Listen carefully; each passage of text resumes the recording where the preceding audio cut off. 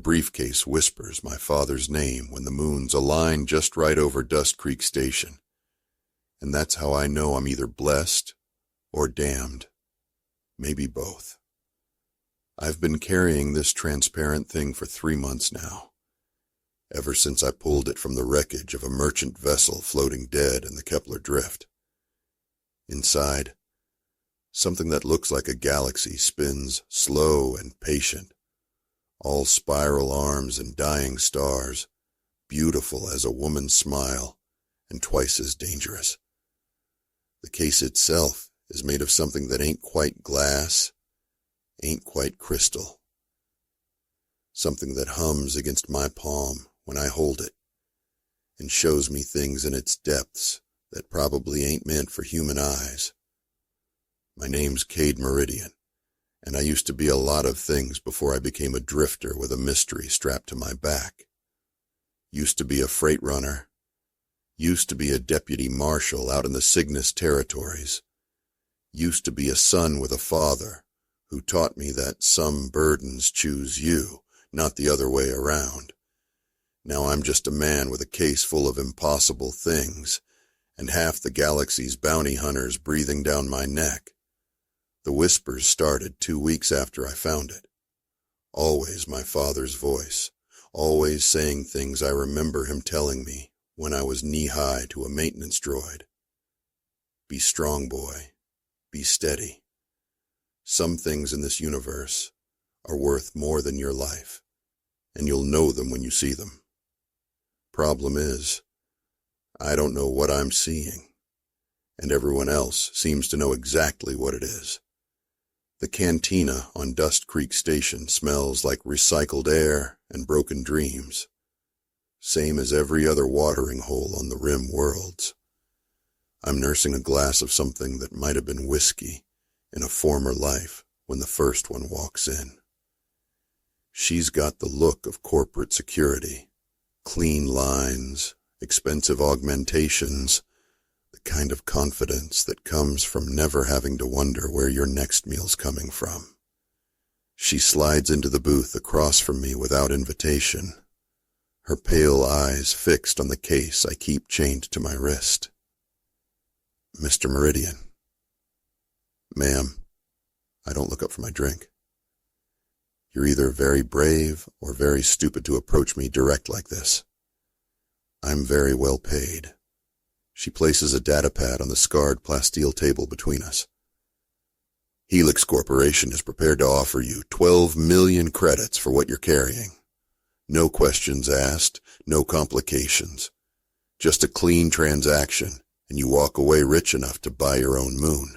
The case gives a little pulse against my hip, and I hear my father's voice whisper.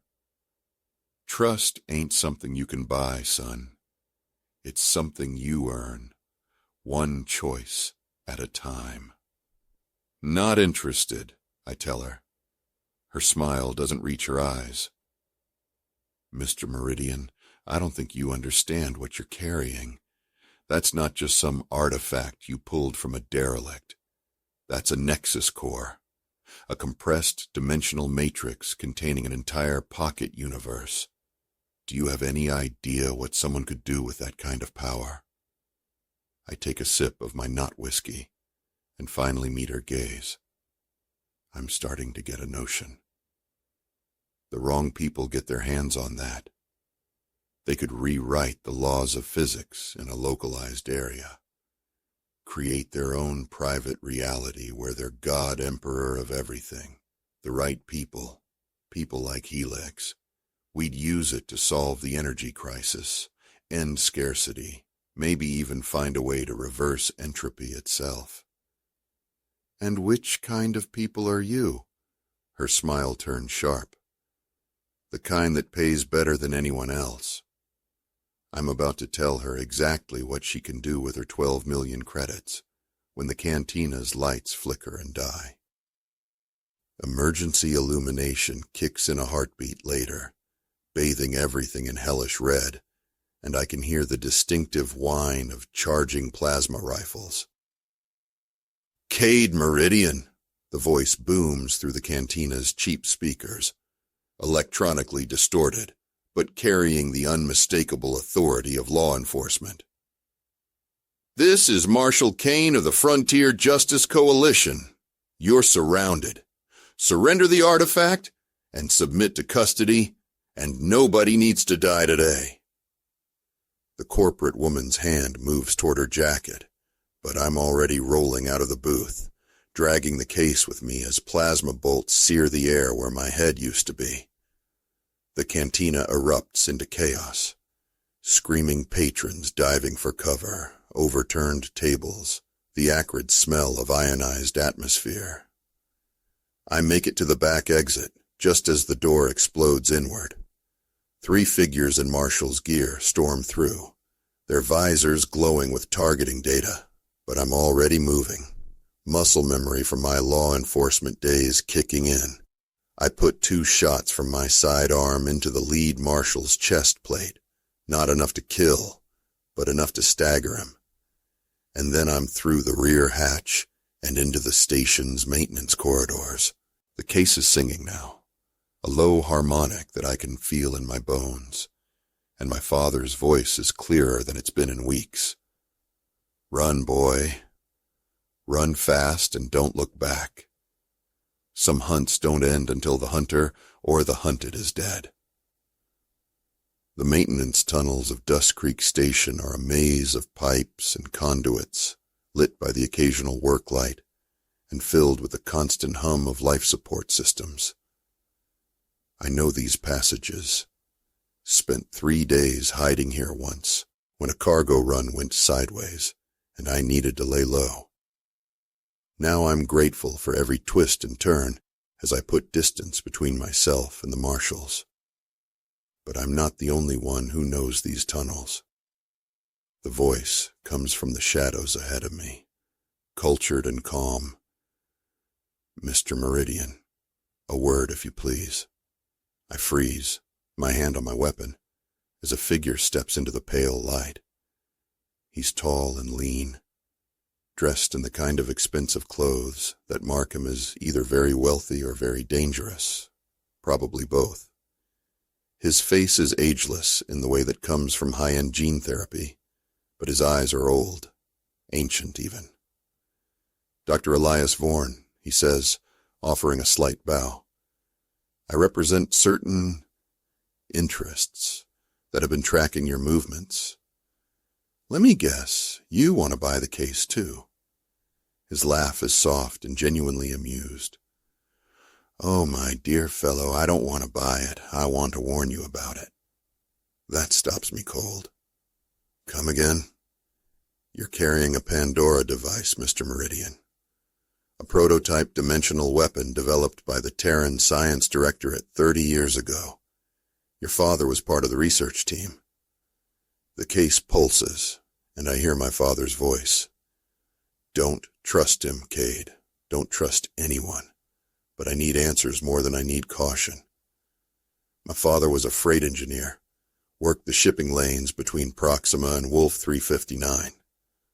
Your father was Dr. Marcus Meridian, one of the most brilliant theoretical physicists of his generation."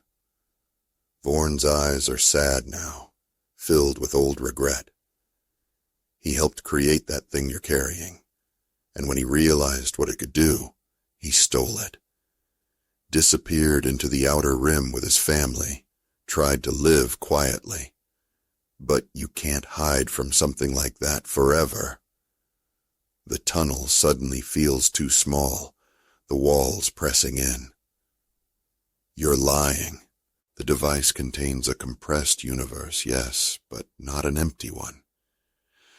There are things living in there, Mr. Meridian. Intelligent things. Hungry things. And they've been whispering to your family for 30 years, waiting for someone to let them out." My father's voice comes again, but this time it's different. Colder, with harmonics that don't sound quite human. "He's trying to turn you against us, son. Against your own blood. Don't listen to him." "The voice you're hearing," Vorn continues, taking a step closer. "It's not your father. It's them, using his memory against you. They need someone with a genetic connection to the original research team to open the containment matrix. That's why they led you to that derelict ship. That's why they're calling to you now. I want to tell him he's wrong. Want to believe that my father's voice is real. But the pieces are starting to fit together in ways that make my blood run cold. The convenient derelict. The way the case seemed to call to me. The fact that every major power in the galaxy seems to know exactly what I'm carrying. What happens if they get out? Vorn's face is grim. They rewrite local reality to suit their needs. Turn this entire sector into their playground. Billions of people become their toys, their food, their entertainment, and it spreads from there. The sound of boots echoes through the tunnel. The marshals have found my trail. Vorn glances toward the noise, then back at me. I can help you destroy it, he says urgently. But we need to get to my ship. I have equipment that can safely collapse the dimensional matrix without releasing what's inside. Don't trust him. My father's voice insists, but now I can hear the wrongness in it. The subtle harmonics that speak of vast intelligence and inhuman hunger. We're your family, Cade. We're all you have left. This way, I tell Vorn, and we run. His ship is a sleek courier vessel docked in the station's private bay. All clean lines and expensive shielding. We make it aboard, just as the marshals burst into the docking area, their shouts echoing off the metal walls. Vorn's fingers dance over the control console, and the ship lifts off with the smooth acceleration that only comes from military-grade engines. Where are we going? I ask, as the station falls away behind us. Somewhere safe. Somewhere with enough empty space that if something goes wrong, we won't take anyone else with us. The case is vibrating now, and the voice that sounds like my father is getting more insistent. Don't do this, son. Don't destroy your heritage. We can give you power beyond imagining. We can make you a god among men. I look at the swirling galaxy in the transparent case and see something I hadn't noticed before. Tiny lights moving in patterns that suggest intelligence, purpose. Cities, maybe, or ships, or something else entirely. How long have they been in there? Longer than our species has existed, Vorn says quietly. They're refugees from a dying universe, looking for a new home. The problem is, they don't understand the concept of coexistence. We're in open space now. Nothing but stars and void in every direction. Vorn brings the ship to a halt and turns to face me. The device has to be destroyed, Mr. Meridian. It's the only way. But as he speaks, I notice something in his eyes. A flicker of something that doesn't belong. A brief flash of the same alien intelligence I've been hearing in my father's voice. You're one of them, I whisper. His smile is sad and proud at the same time. I'm the first one who made it through. A scout, you might say. I've been preparing this reality for their arrival. The case pulses, and now I hear multiple voices. My father's, but also my mother's, my sister's, people I've loved and lost. All of them pleading with me to open the case, to let them out, to reunite our family across the dimensional divide. But underneath their words, I hear something else. The sound of vast machinery, of reality being reshaped, of a universe screaming as it dies. The real Dr. Vorn tried to stop you, I say. That's who you're wearing. He was a good man. His memory served me well. The thing wearing Vorn's face gestures toward the case. But this charade has gone on long enough. Open it, Cade. Let us come home. I look at the case, at the swirling galaxy inside. at the lights that might be cities or might be something far worse. The voices of my family are calling to me, begging me to trust them, to believe in them. And part of me, the part that's been alone for so long, the part that misses my father's guidance and my mother's love, wants to believe. But I remember something else my father used to tell me, back when he was really my father, and not just an echo used by hungry things from a dying universe. Sometimes the hardest choice is the right choice, son. Sometimes love means letting go. I draw my sidearm and point it at the case. Cade, no! The thing wearing Vorn's face lunges toward me, but I'm already pulling the trigger. The plasma bolt hits the transparent material and nothing happens. The case doesn't even crack. Vornthing's laughter fills the ship. You can't destroy it with conventional weapons. It's made from crystallized space-time, harder than any substance in this reality. The only way to open it, or destroy it, is with the genetic key. The voices from the case are screaming now, no longer pretending to be my family, revealing themselves as the alien things they really are. The ship's lights flicker as reality begins to bend around the device. But then, I remember something else, something my father, the real one, used to say when he thought I wasn't listening. Every lock has a key, boy, but sometimes the key is also the thing that breaks the lock. I press my palm against the case's surface, feeling the familiar hum of recognition. The genetic lock responds to my touch, beginning to cycle through its opening sequence. But instead of letting it complete, I pour every ounce of will into a single thought. Close. Stay closed. Protect this reality from what's inside. The case fights me. The alien intelligence is inside, raging against my decision, but I hold firm. I think about my real father, about the man who gave up everything to keep these things contained.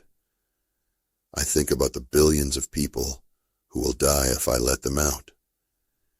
I think about the choice between easy answers and right answers. The case grows hot under my palm, then cold, then hot again. The swirling galaxy inside begins to collapse, the lights winking out one by one. The voices fade to whispers, then to silence. And then, with a sound like reality sighing in relief, the case goes dark. The thing wearing Vorn's face screams, a sound no human throat could make, and begins to dissolve. You don't know what you've done. They were our salvation, our only hope. No, I say quietly, watching the last traces of the alien scout fade away. They were your damnation, and mine, if I'd been weak enough to listen. The ship drifts in silence for a long time after that. The case is just a transparent box now, filled with nothing but empty space and the fading echoes of what might have been. I could probably sell it to a collector, claim it's some kind of art piece. But I think instead I'll drop it into the nearest star. Let the fusion fires burn away even the memory of what it once contained. I set course for the outer rim, where a man can disappear if he needs to, where the law is what you make it, and the only truth is what you can hold in your hands. I've got enough credits to buy passage to anywhere in the galaxy, enough skills to make a living however I choose. But first, I'm going to find out everything I can about Dr. Marcus Meridian, my father, the man who spent his life carrying a burden he never asked for, who made the hard choice when it mattered most. I owe him that much at least. The stars wheel around me as I fly toward whatever comes next, and for the first time in months, the silence in my head is peaceful. No whispers, no voices from dead universes, no promises of power or threats of damnation. Just me and the void and the knowledge that sometimes the best thing you can do for the people you love is to keep them safe from the things they think they want. The galaxy is full of mysteries, full of wonders and terrors beyond human comprehension. But some doors are meant to stay closed, some boxes are meant to remain unopened, and some burdens, once accepted, become the very thing that defines who you are. My name is Cade Meridian, and I'm my father's son. That's enough.